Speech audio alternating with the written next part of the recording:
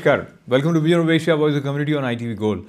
This Sunday, here are the top stories in this week's special edition of Vision of Asia. We'll begin with a special report from Liberty State Park on celebration of International Day of Yoga. We'll have a special edition of This Week with Padma Shri Dr. Sudhir Parekh, followed by conversation with Dr. Naveen Mehrotra about vaccination and children. There is going to be 20th anniversary celebration of Sai Mandir Balwin on 4th July. Dr. Nuri Dattatreya talks to us about that. We'll also have another yoga celebration organized by Happy Yoga, and glimpses of that event as well as from Bridgewater Temple in New Jersey. Report on Pushpam Puja at this Sri Venkateshwar Temple. All this coming up right after these short messages. Welcome back. You're watching Vision of Asia, Voice of Community on ITV World, and today we begin with this special story dedicated to International Day of Yoga. And this year, back to normalcy after impact of COVID-19, we had many events that were organized outdoors, and one important landmark celebration of International Day of Yoga in collaboration with Consul General of India as well as FIA and several other organizations. This event was a big draw with presence of celebrities as well as enthusiasts who loved performing yoga abhyas on this beautiful day of 21st June. Here are some highlights. My name is Anil Bansal. I'm the president of FIA, and today we celebrated International Yoga Day, which has been authorized by UN for last 7 years. Besides so many benefits of yoga, improving our lung function have become more pronounced, especially during the COVID times. We would really like you to be proud of being a person of Indian heritage, that we have treated the world as our own family and shared it all. We hope that you feel proud and you spread the benefit of yoga and let all humans benefit from this wonderful, wonderful long-term procedure from India. Namaskar. Thank you, President. I want to extend a heartfelt gratitude to all the participants, Honorable Consul General Jaiswal Sir, DCG Sinha Sir, for taking the time out to join us.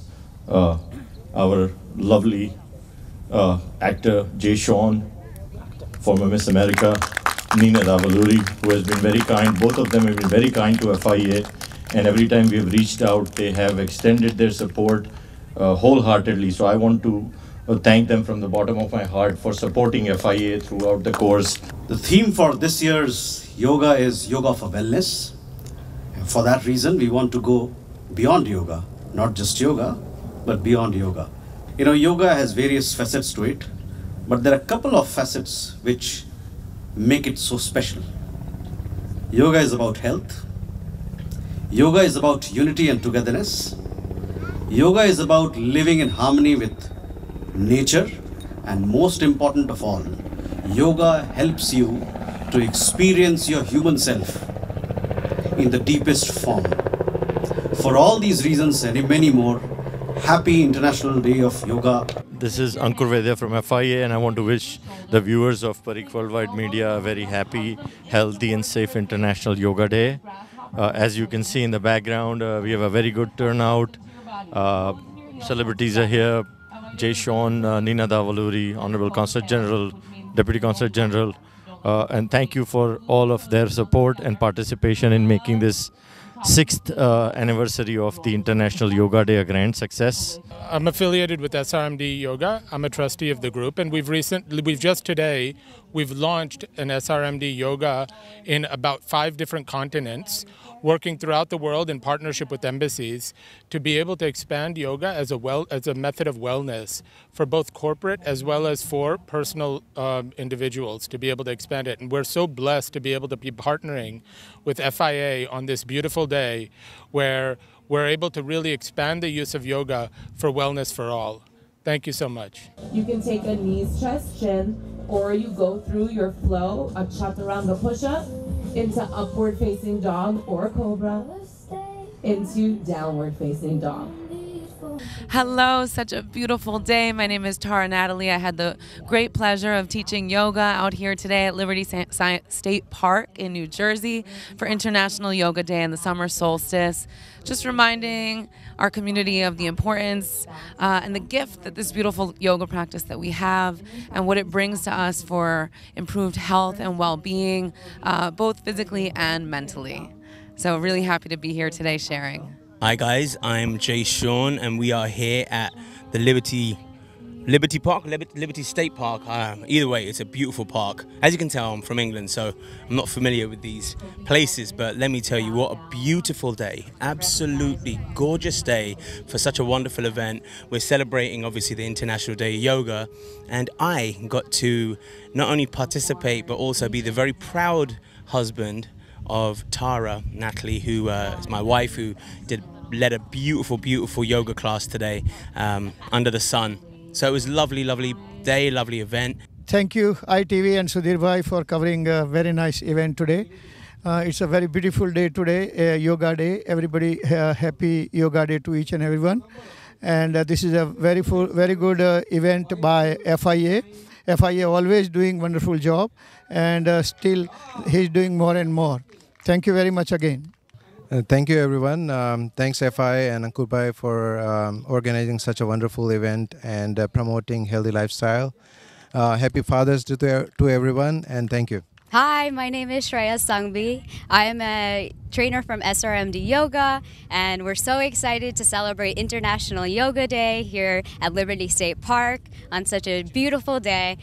Yoga is such a beautiful way to unite people, and it's a great way to get a nice workout and ease the mind, and we're just so happy to be a part of this initiative for International Yoga Day, thanking FIA and the Consulate General of India of New York, and we're looking forward to working more closely with them in the future. Happy International Day of Yoga.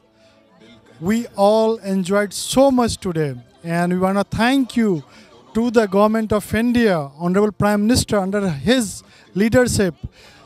Yoga is getting another recognition, another name, another synonyms with the India, and we wish everyone very happy International Day of Yoga. Federation of Indian Association proud to expand the belief benefits of the yoga all across the globe. So Jai Hind, Bharat Mata ki Jai. Fantastic class, most amazing weather, beautiful energy. Couldn't have asked for anything better to start off a Sunday. Great time. Padma Shri Dr. Sudhir Parikh talks about his impressions on how Prime Minister Modi and his government has done in last 7 years. Several other issues also touched in this week with Padma Shri Dr. Sudhir Parikh. And now time for weekly show with a passionate India lover, Chairman of ITV Gold and Parikh Worldwide Media. Get ready for loving sharing from physician, philanthropist, publisher and India advocate in this week. Namaskar, Amashok Vyas, and as always, every week we are delighted to be joined by Padma Shri Dr. Sudhir Parikh. Dr. Sir, welcome. Namaste. Namaskar, namaskar. And first of all, I want to begin by greeting you on the special 21st June International Day of Yoga.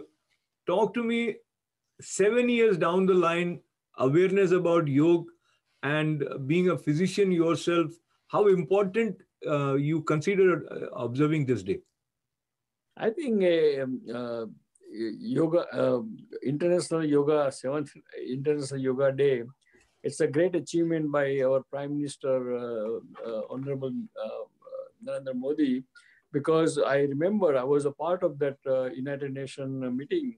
I was as a part of the audience, and when he declared this thing and 170 countries joined with him to celebrate every June 21st as an International Yoga Day, that was a great moment. And I think, and I believe that he is real responsible to increase the awareness of the yoga. Obviously, yoga was there before 7 years, but yoga was a kind of not much a part of the day-to-day life of the common people, and therefore I think he has done a great service to the mankind. And as a doctor, I believe in yoga. I personally do the practice yoga every day, and I think it's a very good exercise, stretching exercise, and it's good for all the organs of the body.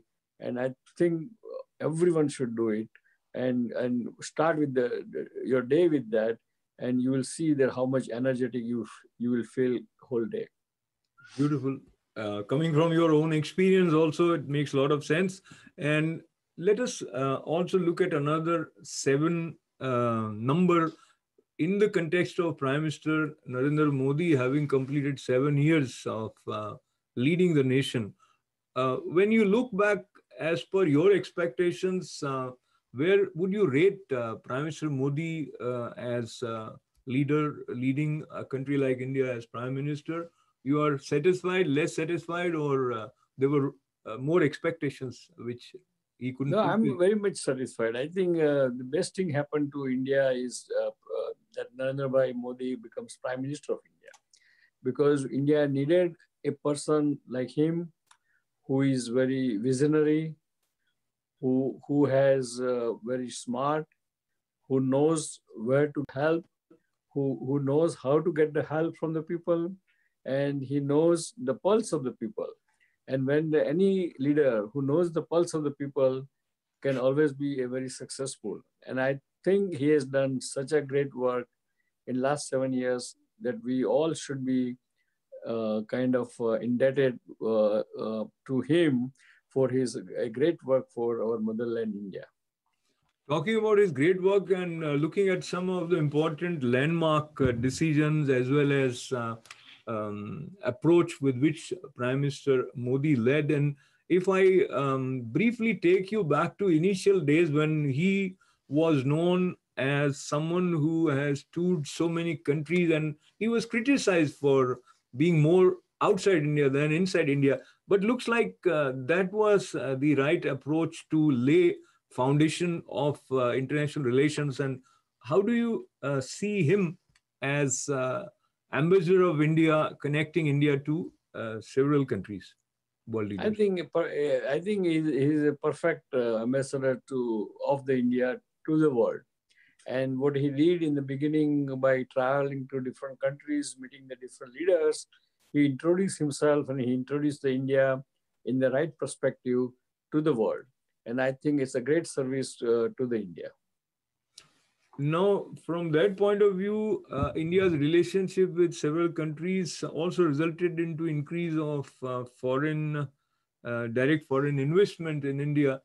And what we were hearing from him about 5 trillion economy of India, probably we couldn't move that in that direction at a fast pace for several reasons, including COVID. Yet, how do you rate Modi government as far as the economic growth of India is concerned?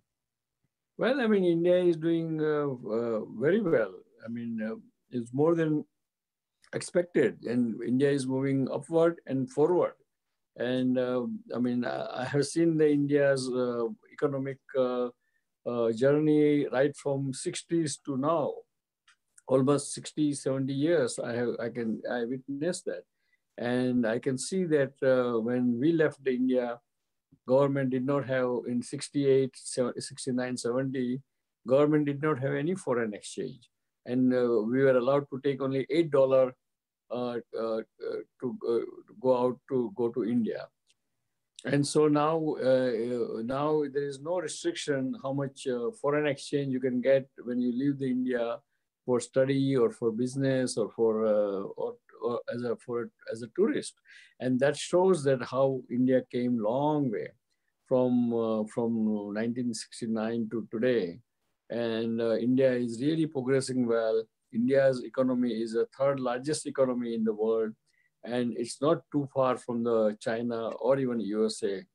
Obviously, it is little far, but I think India will achieve that $5 trillion economic goal, not next year, but maybe in the next 4 to 5 years.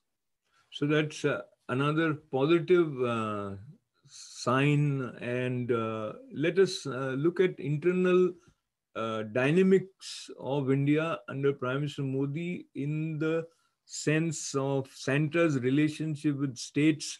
Do you see there should have been a different approach, or the way it has evolved with a position in some of the states not in sync with the central leadership? Your thoughts on this aspect? Well, I think Prime Minister is trying to really stick to the true spirit of the federalism or federation of states. And luckily, our constitution has a very clear-cut demarcation between what's the rights of the state and what's the rights of the center. And I think,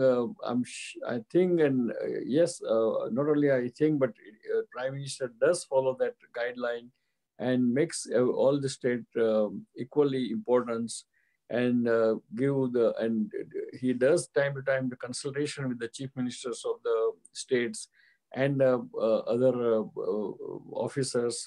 And therefore, I think he's really stick to the federalism of the India and respects that federation of the India and federation of the state.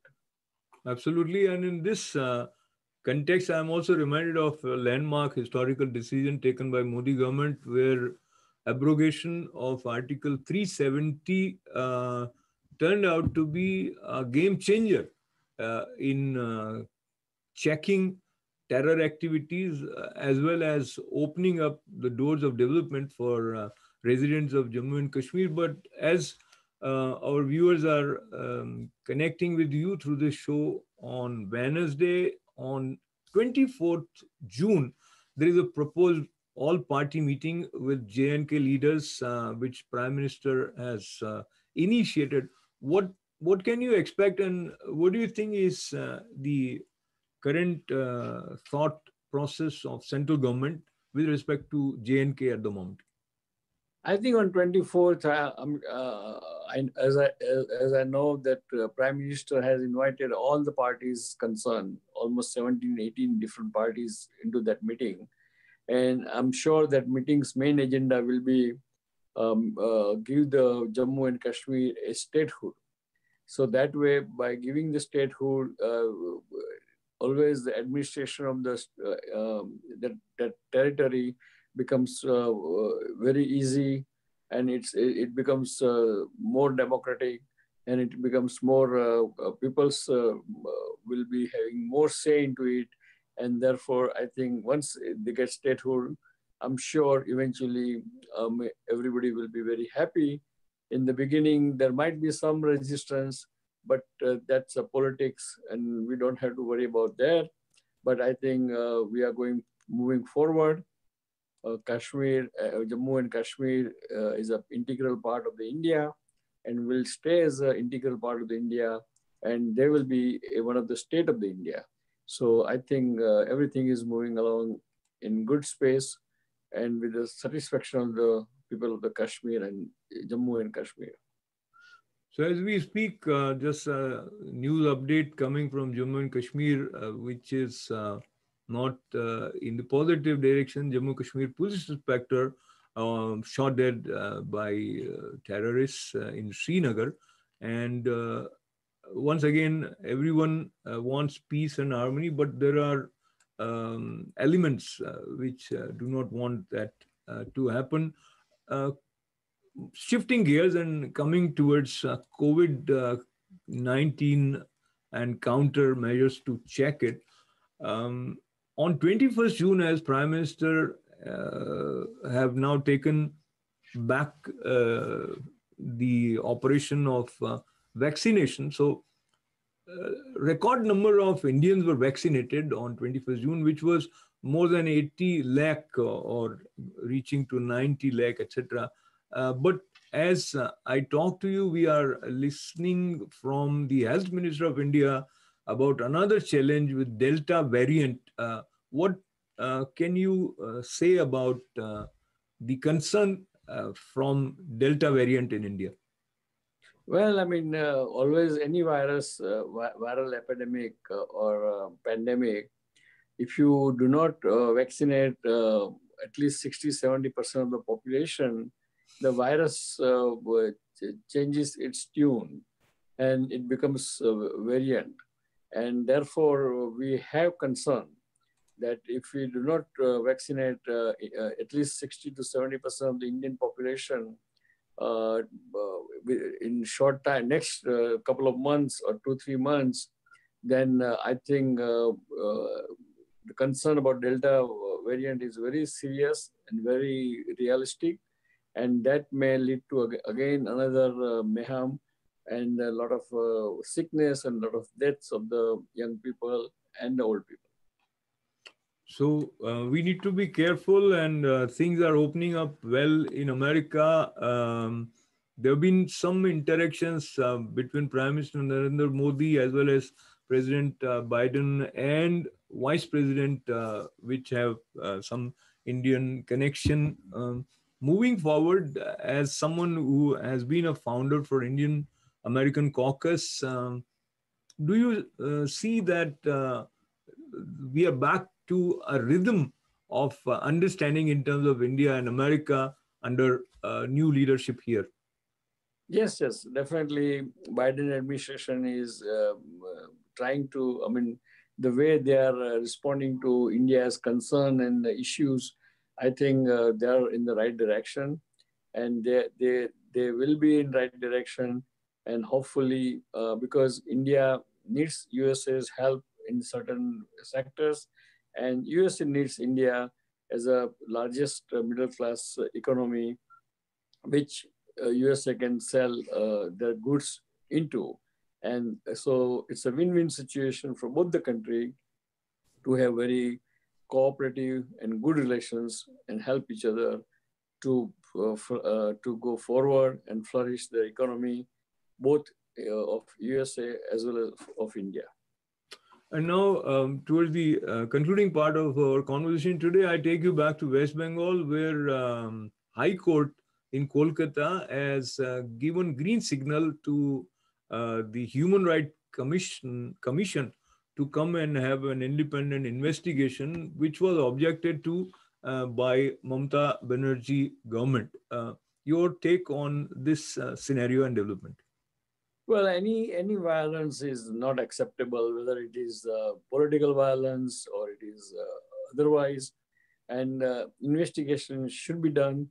And if investigator finds whoever is guilty, they should be punished, prosecuted to the extent of the law. And I think what Supreme Court has ordered, is a correct thing, and it is good for democracy. And let's see, and let's find out what's what, who is right, who is wrong, and why. Absolutely. And just a minute that we have, I seek your input on the way COVID-19 has impacted the potential of UP Chief Minister in the upcoming nearby state election. Do you see him losing his ground because of the handling of COVID? Well, I mean, there is always possibility. But I think hopefully if there is enough vaccination happens, there is enough people gets vaccination faster. And if COVID, that's the only way to control the COVID pandemic. And if it happens, then within next 2-3 months or 4 months, then people will forgive whatever shortcoming was there during second wave. And they will vote Adityanath government back in the power. Absolutely. And your concluding remarks from today's session for our viewers? Well, I think, again, I would suggest to all friends here in America that please go and get your vaccination if you have not done so. Vaccination is the only way to protect yourself, protect other people, and end this pandemic. The same thing, please call your relatives, friends, and other acquaintances in India. Convince them, tell them to please that all the vaccines are safe, very effective, and they should get vaccinated. Sooner is better for everyone, not only for India, but whole world. So please do so. Thank you for joining this week with us. We'll see you next time. Till then, goodbye. Thank you. God bless America. God bless India. And God bless Indian American community. Jai Hind. Vaccination is important, and the more and more people got vaccinated, we started coming back to normalcy. But there are questions in some people's mind about, is vaccine good or right for children? Dr. Naveen Mehrotra talks on this particular aspect of vaccination. Let's first talk about the age groups of 12 and 17. Pfizer vaccine has been approved for that. Moderna is saying that its vaccine is also safe and effective. How important do you think it is for us to vaccinate this group of adolescents? At this point, it is absolutely critical to go ahead and vaccinate all the adolescents. And hopefully when the indication comes in for younger kids, that we go ahead and vaccinate even the younger kids. The pool of, the adults are all been vaccinated. Everybody above 16 was being vaccinated. And once the indication came in for the adolescent group, these adolescents are being vaccinated. So we need to make sure that, especially as they're going to be coming back into school in person, the transmission needs to be decreased. We need to make sure that the adolescents get vaccinated so that they are not a carrier pool and transmitting the COVID vaccine, the virus, to others back again. Right. However, we are seeing a lot of hesitancy from parents for even that age group. Doctor, I'd like to know how you think COVID-19 is affecting those people between the ages of 12 and 17. And, what do you say to people that are still hesitant to get that group of children vaccinated? Well, what's happened, I think, is there is a lot of information that comes out on the media, a lot of information that gets transmitted from person to person, which may not have scientific validity. So parents get scared and they try to sort of shy away from these vaccines. Many of us have that fear that since these vaccines were approved under the emergency use, that they weren't tested enough, that we really don't know what the side effects of the vaccines are going to be, or what the long-term negative impact of the vaccine is going to be. And then we started to hear about possible side effects of the vaccines. Then lately what we've been hearing about is the effects around the heart, the myocarditis with the vaccine, and all of these pieces of information that we as parents get tends to scare us. And that is where I think the hesitancy is coming in.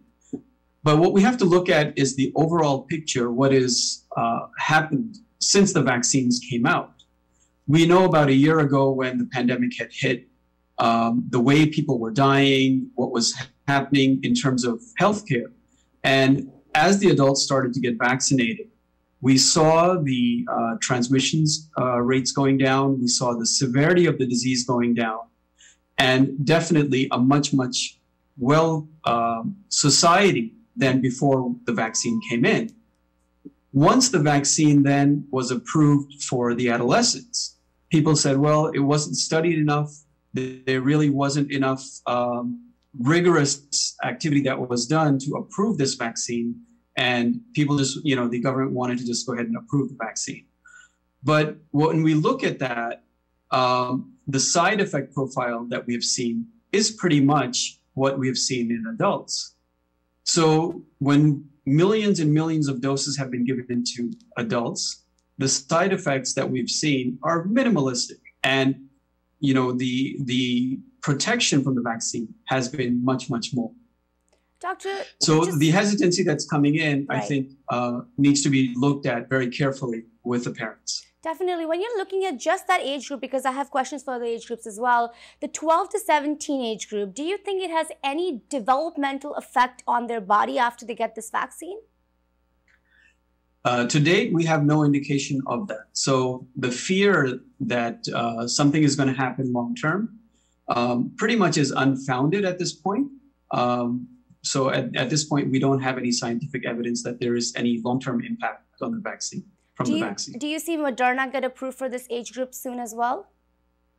That is up to the vaccine approval authorities. At this point, we hope that it will get approved so that we have more vaccine for the adolescents that can be given.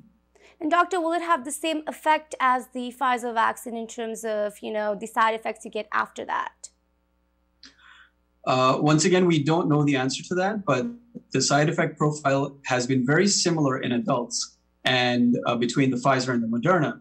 So we're assuming that that will be the similar side effect profile that we see in adolescents. Yes, and let's hope that this happens soon. Now I have questions about the age group of 2 to 11. Currently, I believe both the vaccines, Moderna and Pfizer, are doing these clinical trials, and they're saying that they will have some results in September, perhaps. I would like some insight into what is happening in these clinical trials, whatever you have heard. And, we're also hearing that they may have a lower dose of the COVID-19 vaccine being administered to them, that age group. Why is that? So we're still in the process of studying the vaccines. We are in the process of clinical trials. So what happens in clinical trials, for people who may not know the terminology, is a group of kids in that age group will get the real vaccine, and a similar group will get what's called placebo. So it might just be some salt water or some sterile water that gets injected into the child. And then they look at the effect of the vaccine as compared to the placebo. And if we see an effect that comes in with the vaccine and the side effect profile is very low, then that is where the vaccine gets deemed effective and gets approved for that age group. So when we're looking at the age group between 2 and 11, or even younger, we are using that age group as our, and many people might say, guinea pigs, but really those are the kids that are getting the vaccine, and we are now looking at the efficacy of that vaccine. And when these studies were done in the older age group between 12 and 18, a lot of what we studied was in that age group, and we saw that the vaccine was almost 100% effective. And that is where the emergency use approval came in for adolescents as well. You're watching Vision of Asia Voice of Community on ITV Gold, and this program is shown every Monday, Tuesday, Wednesday and Thursdays at 8 p.m. And as you are aware, every Sunday we have a special weekly edition of Vision of Asia at 11 a.m. Appreciating your continued support and love, as well as comments that help us in improving the way we reach out to you with this special program. Stay with us. Program continues right after these short messages. Sai Mandir at Balwin came into being on 4th July 20 years ago. After that, Nuri Foundation has also offered by Shirdi Sai Baba's Grace, another temple at Edison in Islin, New Jersey, and one more in Hicksville. But the first temple by the foundation, as well as in this part of the world, on Shirdi Sai Baba, celebrates its 20th anniversary on 4th July.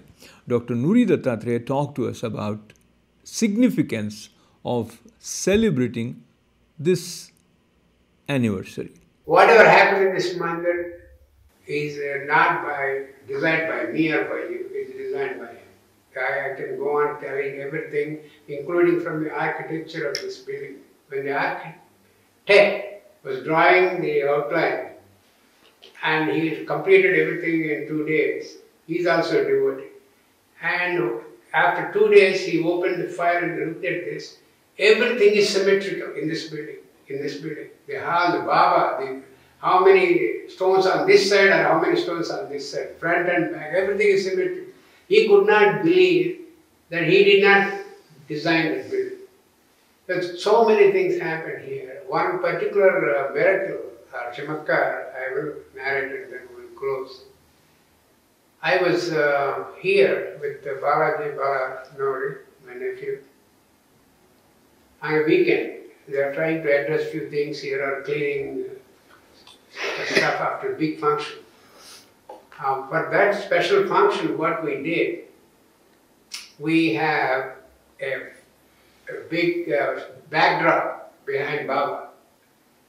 Big, huge backdrop. And that is decorated with jasmine flowers, garlands coming from top to the bottom. So they call that as a flower curtain. Flower curtain, beautiful curtain. So that was done on a Thursday, and Friday, Saturday I came, doing something here. And 2 middle-aged ladies came here, searching for Baba Mandir. So they asked me, first time they're coming. They're looking for a job or something or some placement. One came from Florida, one came from New Jersey.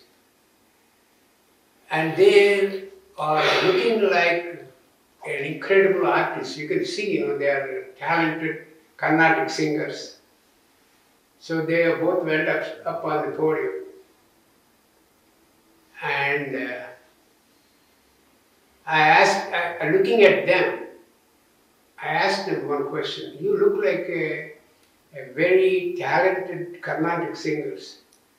Why don't you sing a bhajan in front of Baba? So they started singing, beautiful, starting with Ganesha, then Baba's bhajan. And this is something that you have to witness. After they finish the bhajan, there's no fan here, no air circulation here. All the flowers from the flower curtain were poured on them. Wow. As if someone with a bucket of flowers are decorating them, or honoring them. And that is the kind of living presence he gives you. Beautiful. Thank you very much for sharing that. And as this feeling settles down in us, I also recollect the 2 words which shows the path to accept life in the correct and refined manner, which is Shraddha and Saburi. And that Shraddha and Saburi becomes a part of our day-to-day life by being in presence of devotees like Dr. Nuri Dattatreya, as well as, of course, in the presence of Baba. And after 20 years, as the mandir is as fresh as ever, and that everlasting presence is also radiating and showering the blessing and sharing the bliss.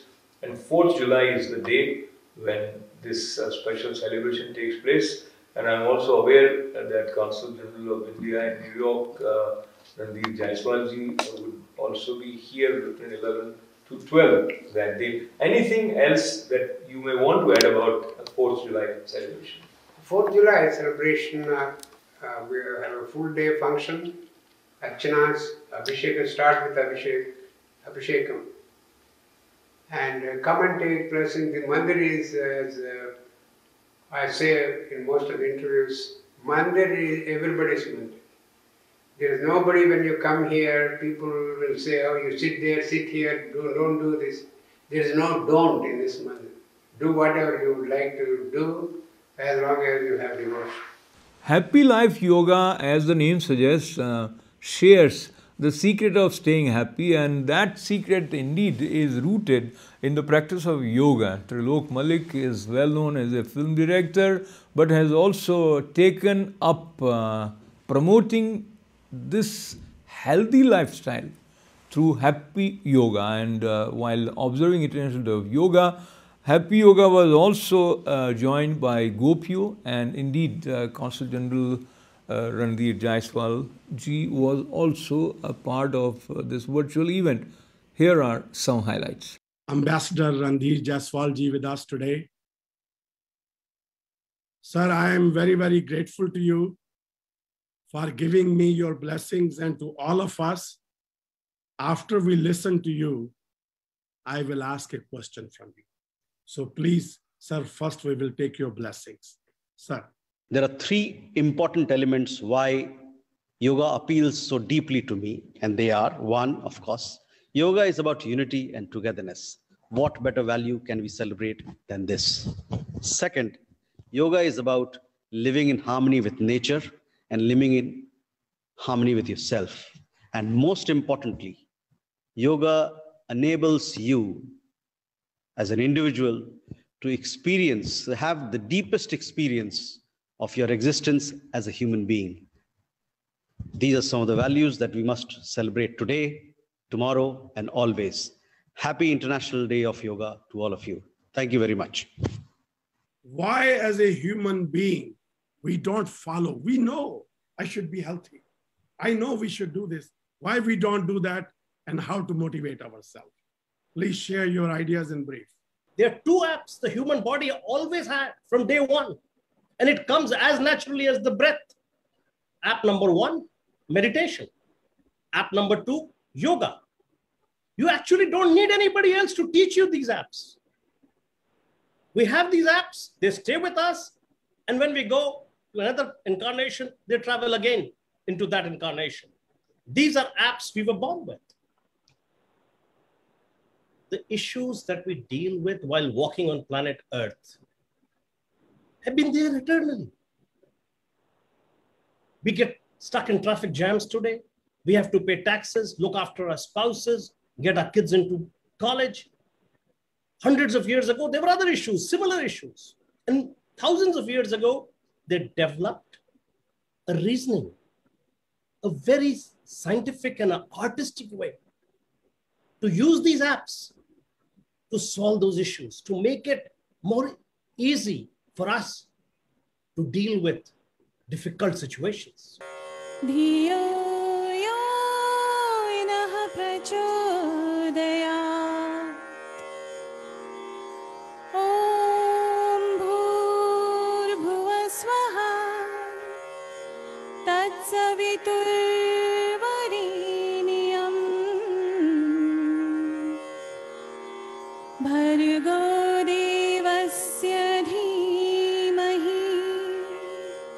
Yeah, doctors, science have made so much progress. You will be fine. But the person who's going through with that inside, they know what it means. They basically want to say, you don't understand. You do not understand what I feel. Sangeeta ji, I want us to enlighten us. If someone we love, or unfortunately the person themselves, if they are in that state of mind, since you work with so many cancer patients, which is a fatal disease, what will be your mantra, how to deal with that? I think as many of our esteemed speakers have said before about going inward. So what I would like to share with you is a four-step framework. So 4 points that will help you. So first is, you go inward and you prepare yourself, because just imagine all of us have things where something breaks in the house, right? Your toilet broke, and yes, it's a nuisance, but then you come up with a plan on how you're going to fix that, how you're going to address it, and then you feel okay. So stress unmanaged is cause for suffering, but stress managed is grounding. So first is to make that plan for yourself. Go inward, find what you need to do here, and then make that plan. Now, second step is, how do you make that plan? You need people, you need your tribe, because you're going into a new situation that you are not prepared for. You may not have known what to do here. So find your tribe, find experts who know about this, find other patients who know about this, find a community, find ways that you can educate your friends and family. So the second is to find your experts. Third is to find something positive to look forward to, whether that is something positive to look forward to every day, like Tilak, do you talk about it, or to find something to look forward to in near future. When this is done, I'm going to go on this vacation. When this is done, I'm going to do this. So then you have something positive you're working towards. And fourth is to promise yourself that you're going to go inward, listen to your heart, whether that is crying today for help, or whether that is finding peace. Listen to your heart, go in, and you will find that peace and grounding in you. It's the yoga of life. It's the yoga of mind that can help you by going in, go out. How do you bring your partner, your husband, wife, or girlfriend, or a boyfriend on the same page so you could walk towards the health? Because many times I see husband wants something else, wife wants something else. And how do you bring that on a same page? Since both of you are working in the holistic health business. Over to you, Andrea Neil. Go ahead. Okay, well, I would say that the power is in the hands of the person doing the cooking. So that's a big help. But really, it's the lines of communication, keeping that open, respecting each other, and supporting each other on this journey that we've chosen to share together. That is important.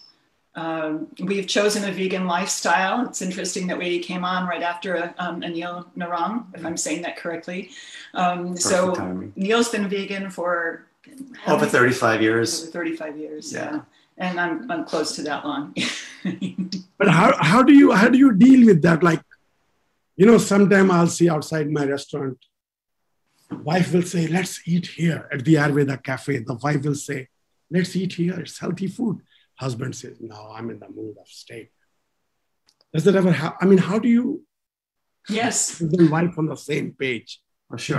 Fortunately for us, we were both vegetarian, vegan before we even met. We were already on the path separately. As a matter of fact, our relationship started. We met in a health food store. And from there, we started exchanging books, both on health, vegetarianism, and spirituality. The other day, I think I wanted to eat in the Indian restaurant, and Neil wanted to eat, where did you want to eat? In Mexican or something? Mexican, yes. Sri Venkateshwar Temple in Bridgewater, New Jersey is a well-known temple among Hindu temples in this part of the world, and Pushpam Puja at this temple was organized with traditional enthusiasm and devotion. Here are some highlights.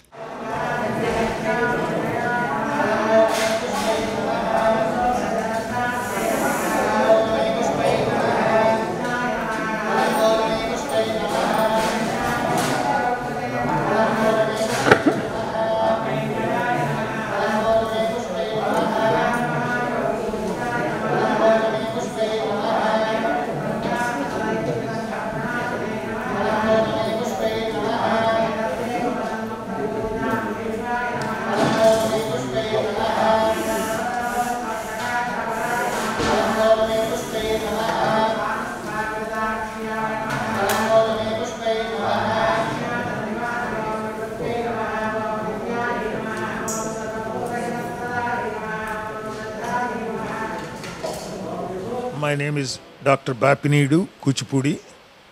I'm the chairman of the Board of Trustees at the Sri Venkateswara Temple, Bridgewater, New Jersey. And today is the final day of the Brahmotsavams that is being celebrated since 13th of June to the 22nd. Today was the Pushpayagam. So may Lord Venkateshwara bless all of our community and our people who, for the good of the whole world and universe. Really, I'm today very lucky and privileged that Board of Trustee of Venkata Temple invited me to get the blessing from the God Balaji during this Brahmotsav, and today it was kind of last Puspa Puja of the God Balaji, and it was really a great blessing to me personally, but not only to me, but the whole community. And thank you, Dr. Bapi Naidu, for inviting me. I really appreciate and oblige for your invitation. Thank you.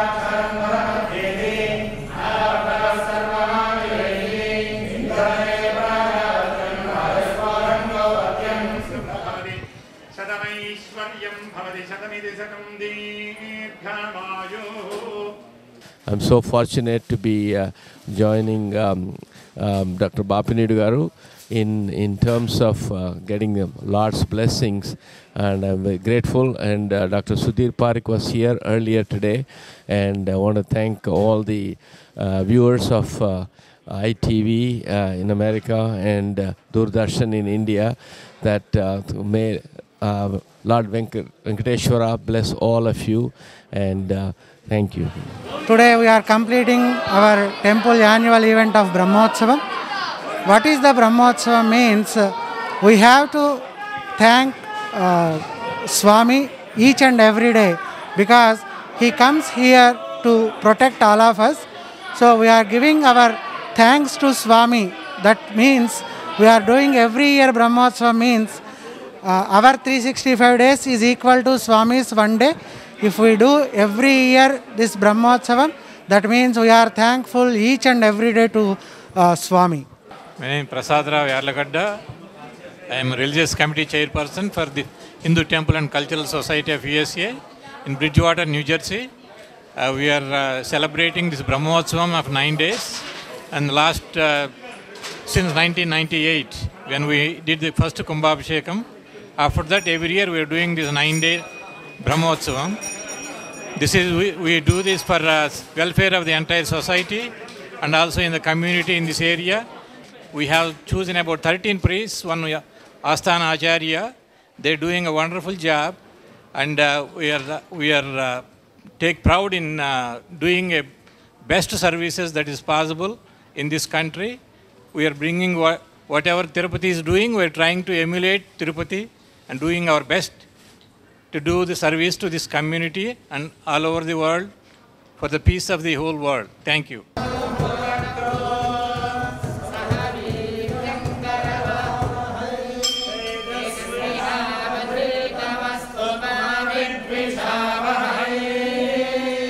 As we conclude today's Vision of Asia Voice of Community on ITV Gold, time to remind you, become our friends on our Facebook page, as well as subscribe to our YouTube channel, and keep writing events@itvgold.com.